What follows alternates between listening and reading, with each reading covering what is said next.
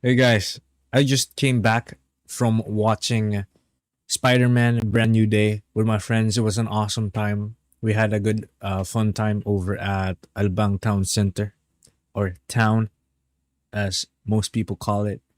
So we went and watched it. It was okay. It was actually nice. Well, it's better than okay. It's actually good for me at least, because the runtime, I think, for it's very well justified, because there's a bunch of acts, I would call them, in the movies. I mean, in the movie, but yeah, I think most blockbuster movies, like with very well-known IPs such as Spider-Man and other stuff, has had been it had been normalized already that it's going to be at least 2 hours long, 2 hours long, or 2 hours and a half, or what have you.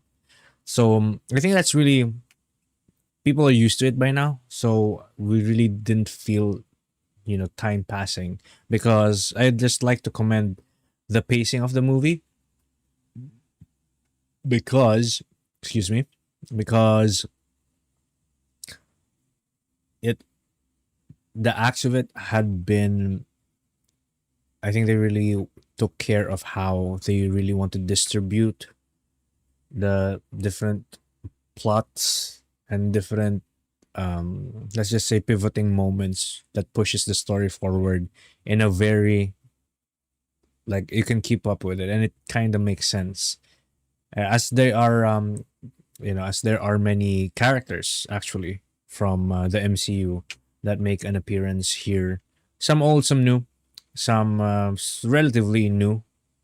So it's a complete, I think, well-rounded, healthy dose of characters, and the characters actually have natural synergy. So some characters would have like a push and pull. This character does the thing differently. This character does the thing differently, and some of them just are support characters that eventually causes a scene, or a great, or a big fight scene, or causes a big fight scene. And also, it's really, the way they introduce the villain is also, I think, very interesting, considering the amount or the kind of power the villain has.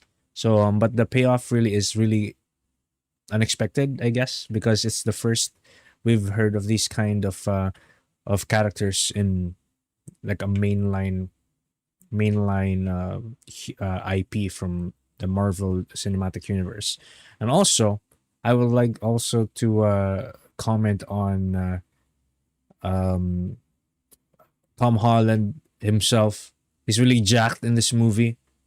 I think it's because it really shows. I think it's very helpful for us to realize that Peter Parker is, not longer, the high school kid.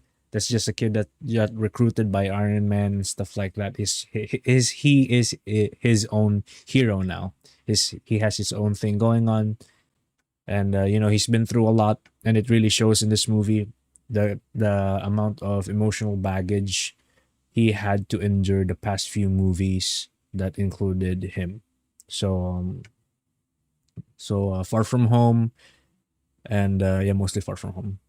So you can really tell that he has been, you know, going through it. Spider-Man, Peter Parker has been going through it, and it shows through his actions. It shows through his struggle, and that's really, you can really feel it, and you can. Tom Holland does a really good job of showing, someone who's going through it, because he's been through a lot. But in this movie, I think it's a like a fresh take, and actually it adds more to Tom Holland's Spider-Man now.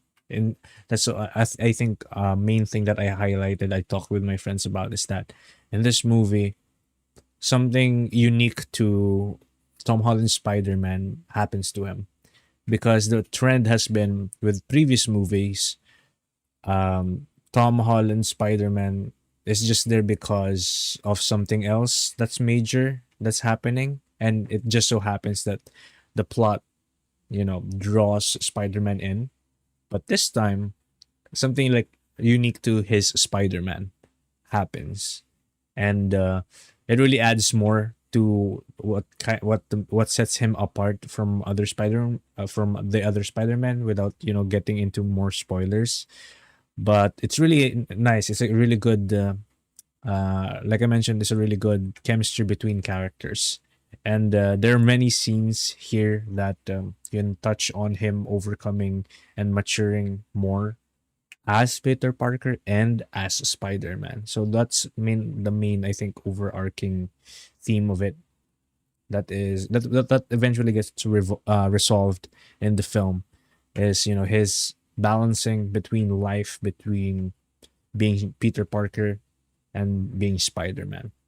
And it's a really big growth when it comes to I think Tom Holland Spider-Man that's now being like fleshed out. They really took their time with this movie to actually have you see it, have you have scenes that highlight those kinds of moments.